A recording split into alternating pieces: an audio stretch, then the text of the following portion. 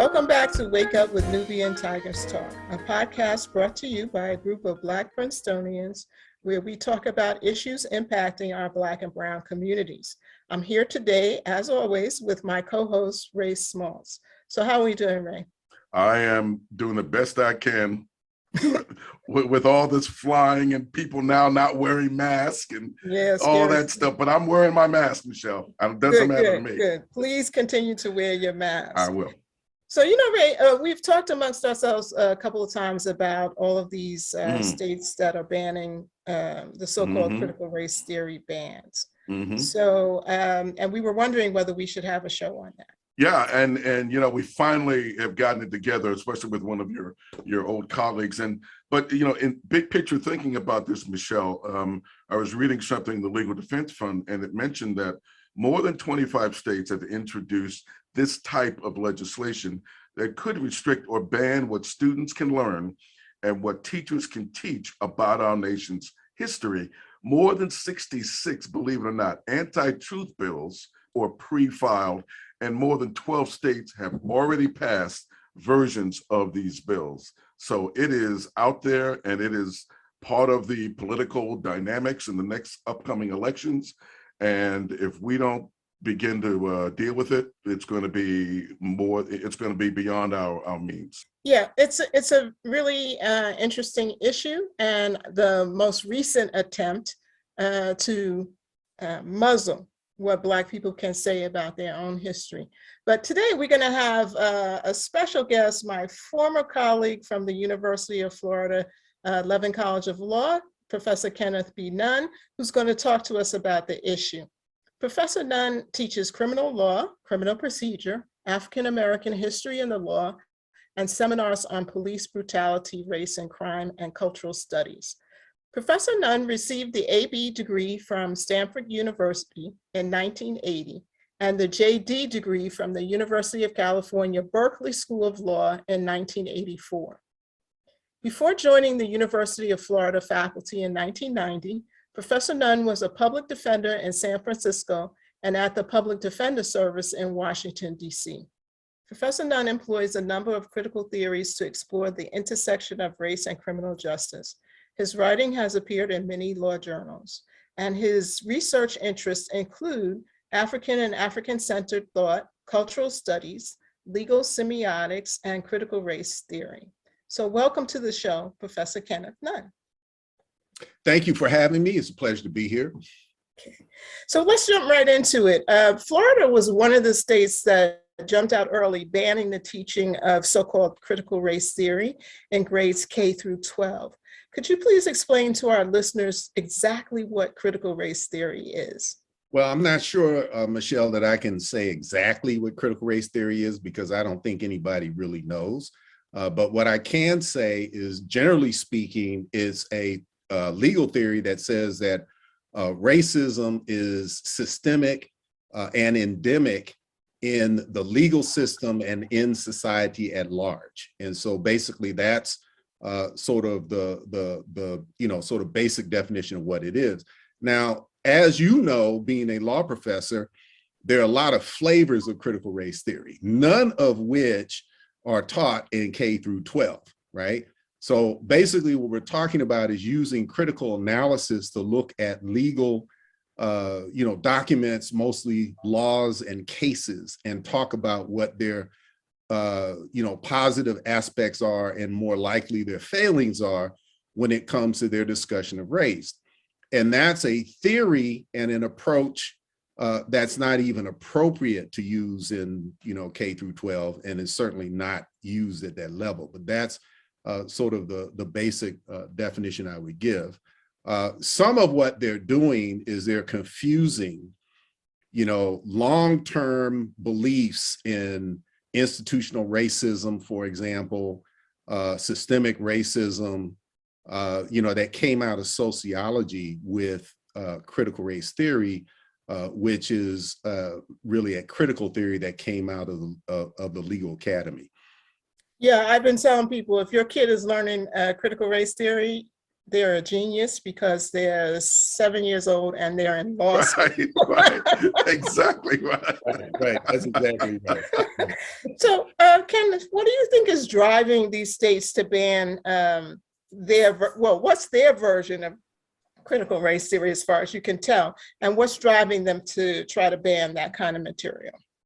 Well, the issue, as I would say it, is, my father-in-law, who was Asa Hilliard, used to always say when he gave talks that the issue is not race. So people would always have, these posters and stuff, and they'd have a picture of him and it would say, not race. It's not a race. It's always about culture. It's never about race. It's about culture, or it's about politics. And the same thing is true here. It's really not about critical race theory. What it is about is white supremacy and sort of the ongoing struggle that, people of color throughout the world have had with an aggressive form of white supremacy over the years is rearing its ugly head again. Now, to some degree, it's a backlash to the Obama years when, it was, at least there was some white grievances that came about as a perceived, sort of amount of Black advancement during those years. And so I think that part of it is related to that. Part of it is related to the whole Trump phenomenon. Of course, Trump was a reaction to Obama as well. But, Trump had this method of speaking what, things that everybody else was thinking about, but they didn't want to say. And so he kind of laid the groundwork for people, just coming out with their white supremacy and being a lot more aggressive about it than they were before, and sort of, kind of one-upping one over the next, to see who could be, kind of the most outspoken, advocate of white interests. So, we have that. Some of it has to do with Russian trolls. I was actually going to write an article that was looking into some of the Russian philosophers that are, sort of this, core of the, the Putin administration, and, that is popular in Russia, and then consequently has become popular with the right wing here in the United States today. So there's sort of a global white supremacy that's happening. We have to see it as the emergence of global white supremacy today, because you can see the same thing happening in England, right? With the Conservative Party, you see the same thing happening in France, with the recent elections. You see this, kind of muscular white supremacy exerting itself around the globe at this point in time. And I think that to some degree, what we're seeing happening in Florida is a phenomenon that's related to that. So I think it's important not to see these things as isolated developments, but to look at them in terms of their connections. Kenneth, this wasn't part of our questions, but when you referred to backlash, it made me think there was a huge backlash also when Professor Nicole Hannah-Jones's 1619 project came out. Right, that's right. And this was all put together as one big, exactly. So the point is not critical race theory. What it is we do not like Black people talking about their history and talking about their accomplishments and sort of pushing back on this notion of white supremacy. They're like, we want to be in charge. We're happy we're in charge. We don't want to give up power to other people. And we don't want sort of the basis and fuel for resistance to white oppression being developed through either research and study and, work that people are doing intellectually, or through the way that they're teaching about things that people can use as tools to protect themselves from white supremacy. And that's basically what— Yeah, and besides, we gave you the month of February. What more do you want? Right, that's right. So that's that. If I can jump back in for a second, sorry, Ray. That's very much connected to Florida recently banning some math books Correct. right, for the for elementary school, because they said that the math books contained critical race theory. So what was going on there? So, as I said, I think the real issue is that there's this backlash to perceived advances that African Americans have been making lately. Not just African Americans, let's say people of color have been making in terms of, inclusion, in terms of diversity, in terms of, wanting America to be a fair, more just society, and for there to be criticisms about things like slavery. Remember, just 2 years ago, we had, this George Floyd moment, right? And then people were pulling down statues of people, Confederate soldiers got pulled down, and, people who funded the slave trade got pulled down, slave traders got pulled down, even in Liverpool, England, different places around the world, we saw this manifestation.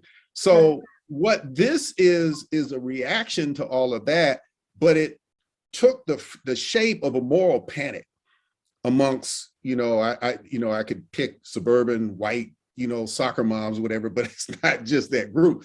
But just to say there's a group of white Americans that are conservative and Republicans, and they've kind of grabbed onto this issue and started to run with it.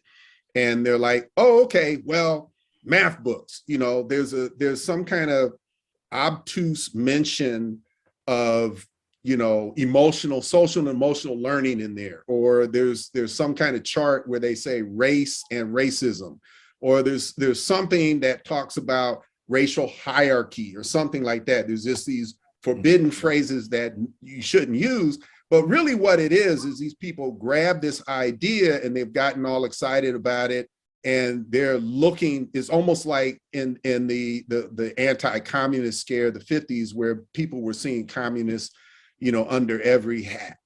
You look in every corner or under every desk and there's a communist there, and that is sort of the same thing. Now we got critical race theory everywhere. But I think that's part of it. The other thing, though, is I read an interesting article that pointed out, and Michelle, from your time in Florida, that you can't trust the Florida legislature to do anything for any correct reason. There usually is a money question behind it. And money question is always about, we're going to give this sweetheart deal to other conservative Republicans like ourselves, who are all rich anyway, right? So it's all like the NFL owners, right? You got a whole bunch of rich white guys who are political and social Neanderthals, and just because they have their money, they can continue to do it, and they keep doing it. And that's how it is throughout the state of Florida. And when the Republicans are in control of the legislature, which has really been the case in the whole period of time that I've been in the state, they're always cutting sweetheart deals to one group of Neanderthals or another. And so I read this article, and it was about, well, there are only a couple of companies that are controlled by conservatives that publish the books that were approved. So to some extent, what it is using this, kind of moral panic moment as cover for them to do some things that they, probably could not do in the open if it wasn't for that. So I think that might have something to do with the focus on the math books as well. Well, that's interesting that you say that, because, somebody that's got politics always on his mind, and a presidential election is Governor DeSantis, and he recently supported and encouraged legislation that restricts education far beyond K through 12, Kenneth. So can you tell us some more about that? Right. Well, I think what that is at the front end, the K through 12 restriction on critical race theory came from the State Board of Education. Now, of course, the governor was advocating for it and was pushing it politically, but it was the State Board of Education that did that. Now, the legislature recently passed a law that's called HB 7, and the governor signed it. And what that says is there's restricted categories that cannot be discussed in a classroom. And the categories don't seem to make a whole lot of sense but they're the type of thing that, from what I understand, they're being generated by some sort of think tank, conservative think tank. I'm not quite sure which one, but some conservative think tank has come up with this terminology, and it's winding up in all of the legislation in states that are adopting these kinds of policies, like Georgia and Texas, and probably others to come. But basically what it says is that what it does is it defines discrimination in education a particular way. And what HB 7 says is it shall be discrimination on the basis of race, color, national origin, or sex under this section to promote any student or employee training or instruction that espouses, promotes, or compels such student to believe any of the following concepts. These are the concepts that are problematic. Members of one race, color, national origin, or sex are morally superior to members of another race, color, national origin, or sex. I'm just going to say race just to make this go faster. A person by virtue of his or her race is inherently racist, sexist, or oppressive, whether consciously or unconsciously. A person's moral character or status as either privileged or oppressed is necessarily determined by his or her race. Members of one race cannot and should not attempt to treat others without respect to race. That's a strange one, if you ask me. What does that even mean? Well, what does that even mean? Yeah, good luck with that. You're telling me it's not a good idea to treat someone without respect to their race. Mm-hmm. It's basically telling you you have to be racist. But anyway, that's what it says. And then it says a person by virtue of his or her race bears responsibility for or should be discriminated against or receive adverse treatment because of actions committed in the past by other members of the same race. Okay, so that's a prohibited category of instruction. Can't talk about that. And then a person by virtue of his or her race should be discriminated against or receive adverse treatment to achieve diversity, equity, or inclusion. And then finally, a person by virtue of his or her race bears personal responsibility for and must feel guilt, anguish, or other forms of psychological distress because of actions in which the person played no part, committed in the past by other members of the same race. So now that one, and I would say probably all of these, but that one in particular just kind of gives away the fact that this is sort of a adoption of, say, the worldview of, someone like Dinesh D'Souza or, some, kind of anti-Black white militant from the 1990s or something like that. So it just kind of gives it away. There's some kind of, country club, Fox News kind of attitude, ideology that's at play there. But that's basically what they're trying to do beyond K through 12. Mm-hmm. Now, as you can tell, there's a lot of problems with that, right? There's a lot of problems with that. There are all kinds of definitional time bombs in terms of what do those phrases mean, right? What does it mean when you say that something's inherently racist? What does it mean to say that someone is morally superior? What does it mean to say that, here's the phrase here, but a person by virtue of his or her race, color, sex, or national origin bears personal responsibility for, and then there's and must feel guilt, anguish, other forms of psychological distress. Well, who's going to decide what those terms mean? Right? Is court going to have psychiatrists come in and say what psychological distress is, in order to determine whether somebody's violated that law? And then in my case, I could teach my class and I could say, I could teach every white student in my class that you bear personal responsibility for actions committed in the past by other members of your race, as long as I don't say you have to feel guilty about it. because that's the way it's played. Right, right. And must feel guilt. So Right. I'm like, I can work with that. And you know, the Florida legislature has a long history of writing legislation that makes no sense whatsoever, and that often has to get reversed by the Supreme Court because they're just like, that doesn't make any sense. Well, that kind of jumps ahead, I guess, what you wanted to talk about, you know, kind of what's the likelihood of success of what, you know, these efforts to shut down Black history. And that's really what we're talking. We're talking about efforts to keep the truth from being taught, because there's some people who feel, you know, some degree of angst about hearing the truth, so they don't want to hear it. Now, to me, that's so funny, because back in the 90s when I started teaching, of course, you know, there was this, there's this brouhaha about so-called Afrocentricity. And what the argument was is if people came out and said, well, African-American, not African-Americans, but people who are the forebearers of Africans today were the ones that founded civilization in ancient Egypt. And the biggest critique about that was, that's not true history, that's feel-good history. So now we go full circle, and we have white people today saying they don't want truth taught. Right. They want something that's going to make them feel good. Right. And that's enshrined in this law, right? Right. Right. So at the same time, you know, if you go up to the Met Museum in New York, you go to Brooklyn Museum in Brooklyn, they have exhibits today that basically have accepted the Afrocentric argument that African people created civilization ancient. It's just out there.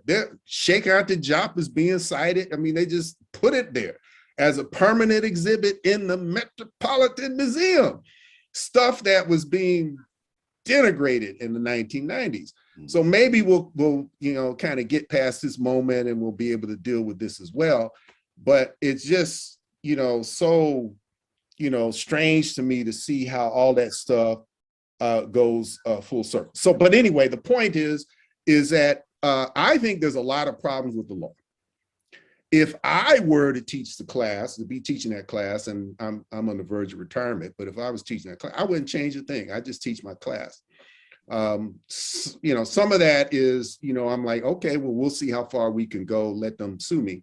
But the other thing is, as I said, I think there are a lot of issues here. I think that there are problems with, you know, the vagueness of the statute. I think there are some constitutional problems that relate to, you know, control the content of speech. So I think that those are significant concerns in the statute. The only problem with that is that we have a Florida judiciary that's basically stacked with Republicans and has been for years. And you know, now we have the 11th Circuit, which has, I think it's 3 Trump appointed judges that are on it now. It has always skewed conservative, and now even more so. So, you know, very quickly disposed of the district court's opinion in a voting rights case that came out of came out of the state of Florida.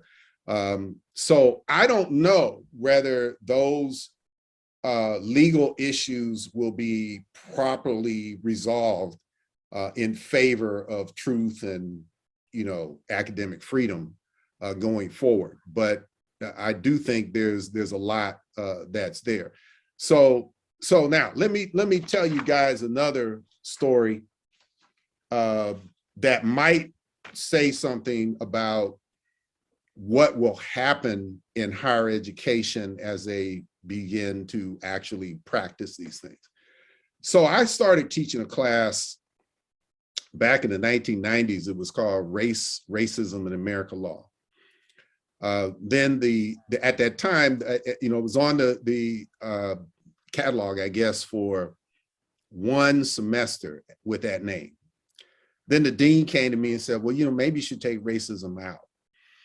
And so it became Race in American Law. So I said, okay, whatever, so, but I mentioned that because when I first started teaching my class, it was very popular. I had one of the largest rooms in the law school.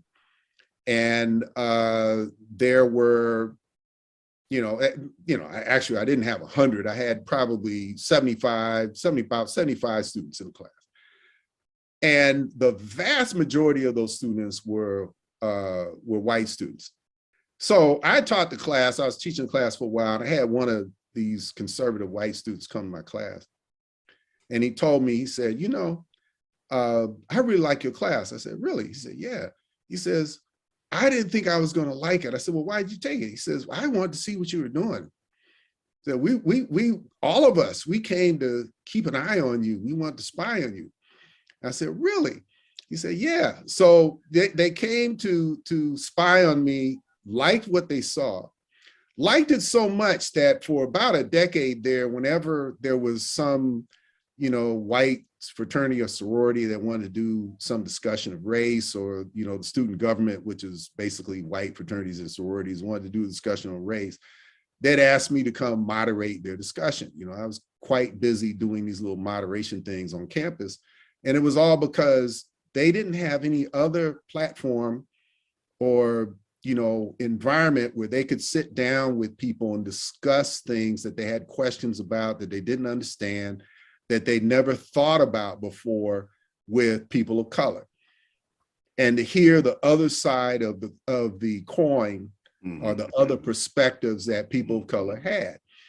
And my class gave them the ability to do it, and they actually liked it. So I think that, we'll see where this goes, but there may be a level of acceptance at the higher education level. Maybe the parents of kids in K through 12 aren't going to like it, but the students might not be as upset about it as some quarters of the conservative political movement is. Well, Kenneth doesn't mention that many of our students at Florida had never seen a Black person in a position of authority before they came to law school. They had never seen a Black person who was not either a maid or a gardener or a janitor. And so when they walked into our classrooms and saw us, it was often a shock for them. So that's the context in which he's talking about these kids coming into his class to keep an eye on. Well, Kenneth and Michelle, let's assume that most of your former students are not advocates in the legislature right now, right? Some of them are. Well, fantastic then. But most, Kenneth, most of the free speech organizations have been strangely silent on these CRT bans, critical race theory bans. Yeah. Why do you think that is? And how does one get the word out there? Right.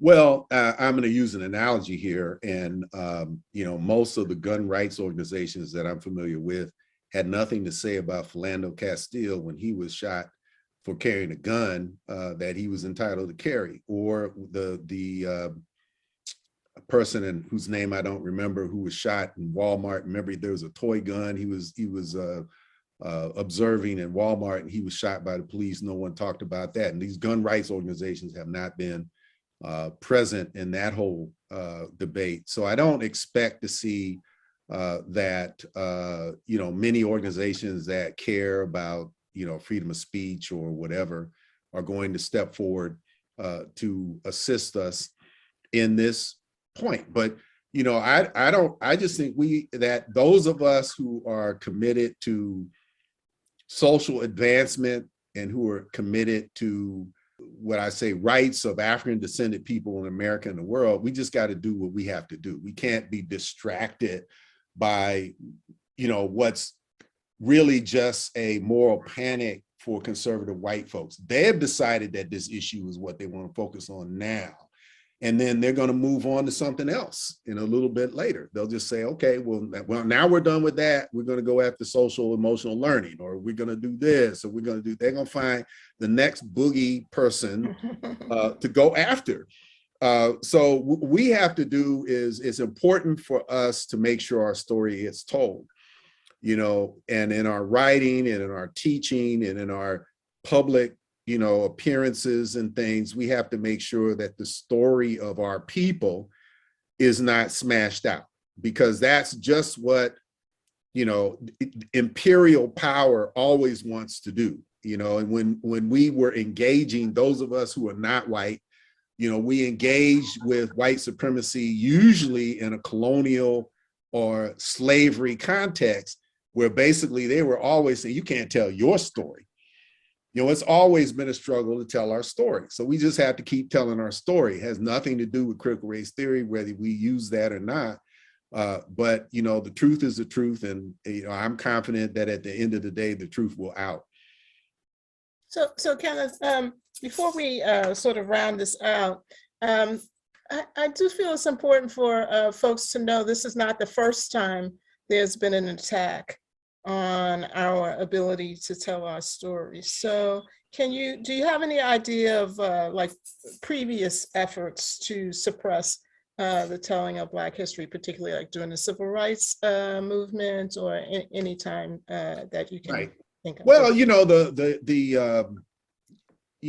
probably the closest analogy is when you saw that people who were engaged in the civil rights struggle during the 1950s and 1960s were labeled as communists, right? So that was kind of the hot button issue of the day. So, you couldn't talk about Black rights. You couldn't talk about Black liberation. You couldn't talk about anti-colonialism. You couldn't talk about any of those things except through a West versus East lens, US versus Russia lens.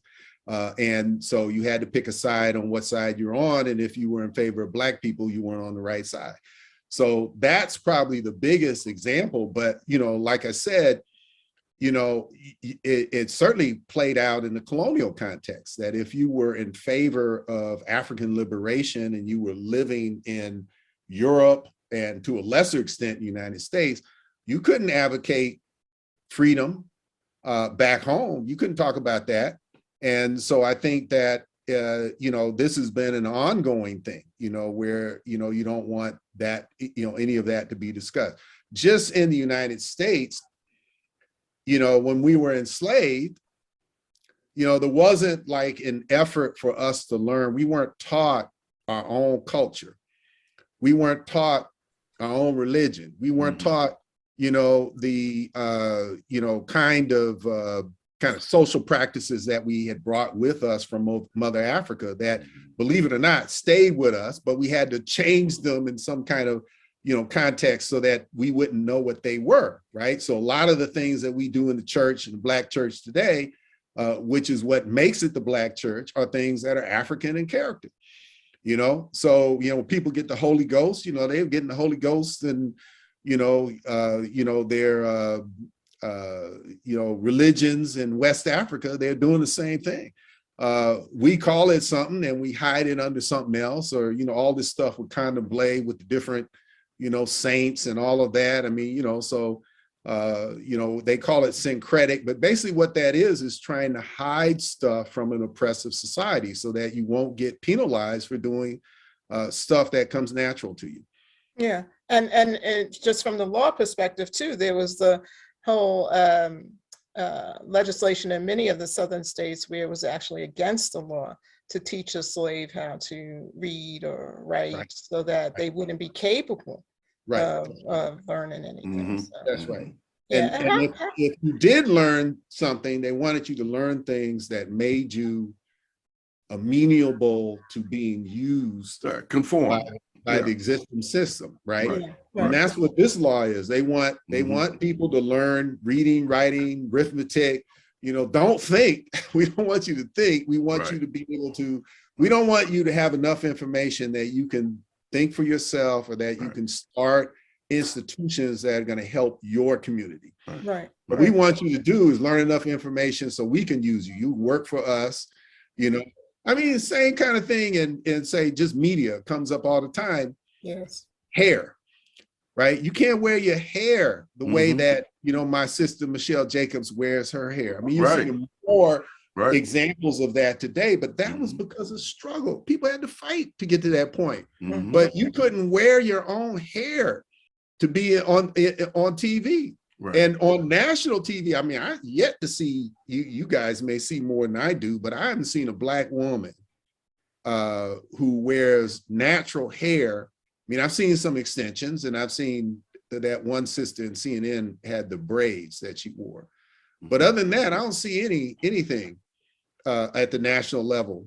Certainly not the broadcast networks. Listen, in the 60s, when Melba Tolliver wore her hair natural, that was a huge thing, not just for the East Coast, but all across the country. No, so it's of the same piece. You know, we're fighting the same struggle against white supremacy as we've always fought. Right. And, you know, I guess there are going to be, you know, ebbs and flows in that struggle. There's going to be times when we're more successful than others. But I think it's important to tell your listeners that we just have to keep going and not to feel discouraged, because in this particular political moment, people are doing this form of political theater. It's ironic on so many levels that when we trace the history between the anti-communist attempts to restrict speech to today, that the conservatives today are actually aligned with the people who are actually communists. Absolutely. I know it's so crazy. And the thing that, you know, I think the thing that this is why I was thinking of writing that piece about it, because I think the thing that gets me the most is that there are, you know, I've been listening to some podcasts and some broadcasts from some Black intellectuals, and some of them still want to make this, you know, they're like pro-Russia for the Ukrainian war and stuff like that. And I'm like, you know, you got to realize that Russia may have been on our side when we're talking about the Scottsboro boys case. You know, maybe they were on the side because they had their own, you know, interests that they were interested in pursuing in the 1940s, but and they're certainly not now. No. You know, and that's one of the things I think is eye-opening about all of this, is that, yeah, you know, maybe, you know, Marxist Leninists may have been concerned about race and racism, but they just dropped that like a hot potato once they decided that their own interests were better for them. That teaches us something about what the Chinese are doing in Africa today. Yes, yes, indeed. Now, before I get to the wrap-up question, you had mentioned the think tanks putting forward the agenda. So I just want to tell you that research has been done, and there are at least 3 think tanks that have been identified with the organized push to ban these so-called CRT bans. And 2 of them are the Charles Koch Foundation and a think tank called the Manhattan Institute. So these things do exist, and it is an organized attempt to get this one philosophy pushed throughout as many states as they can. So I just wanted to amplify. You know, that's great. Thanks for sharing that, Michelle. It brings up another thought that I have from time to time. And, you know, I, as a Black middle-class person, and I have to say upper middle-class person, as probably several of your listeners are, you know, I raised a daughter, and I should say daughters, who are conscious, aware, woke, if you want to use that phrase. And so, you know, we have this conversation at some point about class. And they're like, well, you know, Dad, you know, we need to be down with the people and all this kind of stuff. And how you being down with the people when you going, you know, on vacation to these, you know, remote locations, et cetera, et cetera. And I'm like, well, do you like going on vacation or not? You know, you can stay home. But anyway, that's but the point here is that if you look at what's going on, right, critical theory in general, critical race theory, is being proved accurate by what we see happening. Yes. Because what we see happening is that a very small elite of white people who have ungodly amounts of money are creating these think tanks and taking these ideas and seeding them into society and driving large communities of people to operate against their own interests. because of the ideas that they've seeded with the money that they have. One of our problems as a community in resistance is that we don't have the resources to be able to pull together think tanks and to unify in our message and to be on the offensive in terms of getting things out there. Now, a lot of it we're just so creative as a people. We're always coming up with new phrases and new ideas and new social and all this that's driving the culture in ways that aren't planned, but we're driving it anyway. But I think that there's some value to having a wealthy person. I guess we do have a few billionaires, but they're not doing this. That's where we need to be focusing our energy and our time. I think those of us who have those kind of resources. That's an excellent point, Kenneth. And before to wrap up, we always ask our guests if there's any last words they want to leave with our listening audience. What do you want them to absolutely walk away with at the end of this? What I want them to walk away with is, I used to be, when I was in high school, I used to be in ROTC, and my father was in the military. So I like to study military strategy and tactics. So there's something called a redoubt in military strategy. And what a redoubt is that's like a wall or a hill or something. Like if you have a castle and you got the wall that goes in the castle, you build a wall a little bit farther out. Or you put another castle, a little castleette, that's a little bit farther out. And the whole purpose of that is to degrade the attack that's coming to you.